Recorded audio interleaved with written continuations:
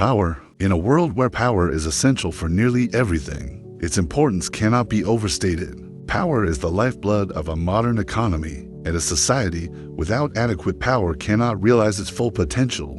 Due to its significance, humans have developed various methods of generating power, such as hydropower, solar power, wind turbines, nuclear power, and more. Yet, the search for innovative ways to generate power continues. Let's take a look at Nigeria, where this critical resource, vital for progress and global competitiveness, is sorely lacking. Frequent power outages are not a new phenomenon in Nigeria. When discussing the country's power problems, most Nigerians simply know that electricity is often unavailable, but they don't really know why.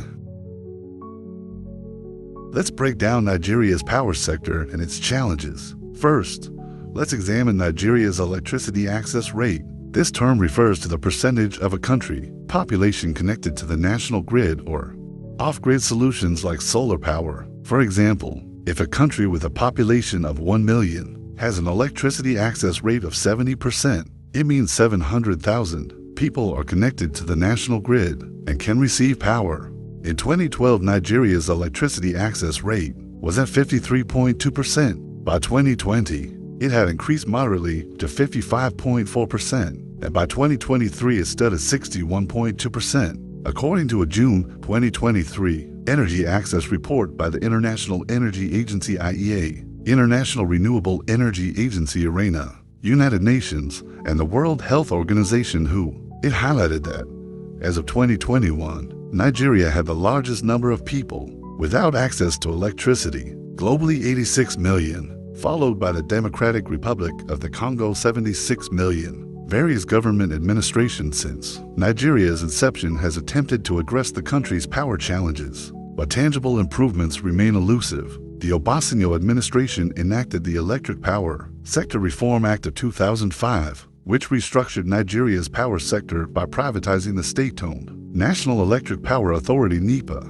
commonly known as NEPA, and establishing the Nigerian Electricity Regulatory Commission (NERC). The act aimed to introduce competition, improve efficiency, and attract private investment. It also defined the roles and responsibilities of stakeholders, including licenses, consumers, and the regulator. The privatization of Nigeria's power sector was completed in 2013 when the Power Holding Company of Nigeria, PHCN, was unbundled, and its assets were divided into 6 generation companies, or GENCOs for short. Now nearly 3 dozen power generating companies exist. These generation companies own power plants that produce electricity. Examples include Gergu Power PLC, owned by Femi Otedola, which operates the Gergu gas-fired power plant; Mainstream Energy Solutions, which manages the Kenji, Jeba, and Kashimbila hydropower plants; Pacific Holdings, owned by Adeniji Adalik, which operates the Omotosho power plant in Ondo State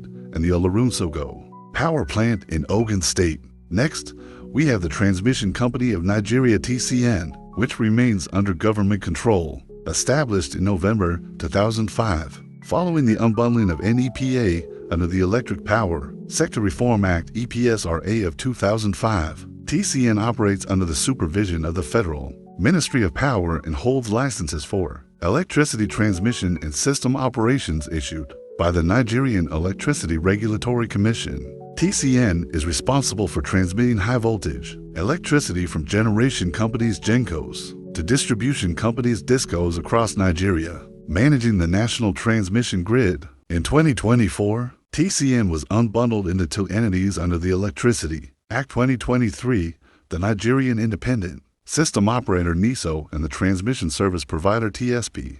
NISO handles market and system operations, including load allocation and grid reliability, while the TSP retains TCN's transmission license and focuses on developing and maintaining transmission infrastructure, such as power lines and power substations. This restructuring aims to enhance operational efficiency, grid stability, and attract investment.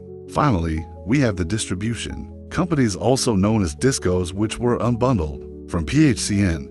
The 11 distribution companies handle electricity distribution across Nigeria's 36 states and the Federal Capital Territory (FCT), taking over responsibilities previously managed by PHCN. The privatization process began in 2010, and by November 2013, The distribution companies were fully privatized, with 60% of their shares sold to private operators and the federal government retaining 40%. Examples include IKEDC, BEDC, Abuja Disco, Echo Disco, Ibadan Disco, and Enugu Disco, among others. Fun fact, the International Energy Agency IEA estimates global per capita electricity consumption at approximately 3,000 kilowatt-hours per year. For Nigeria to achieve a stable power supply, it would need about 86,000 megawatts of electricity equivalent to 113 kg dams. However, Nigeria's current production capacity is only about 13,000 megawatts.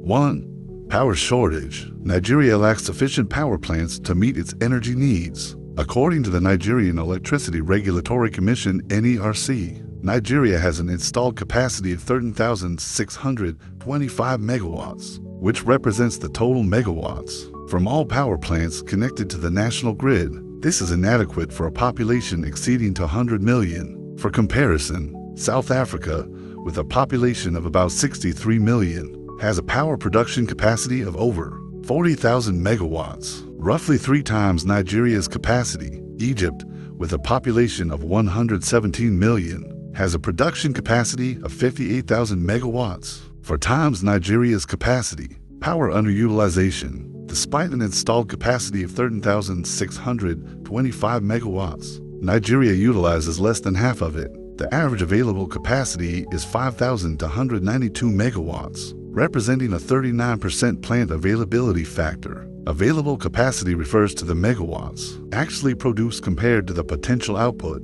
If all power plants operated at 90% capacity, Nigeria could nearly triple its current output of 3,500 to 4,000 megawatts, significantly improving the power situation. Why is utilization so low? Over 75% of Nigeria's power plants are gas-powered, yet, despite being Africa's 3rd largest gas producer with the continent's largest gas reserves, Nigeria struggles to supply sufficient gas to these plants. This leads to the next issue. 3.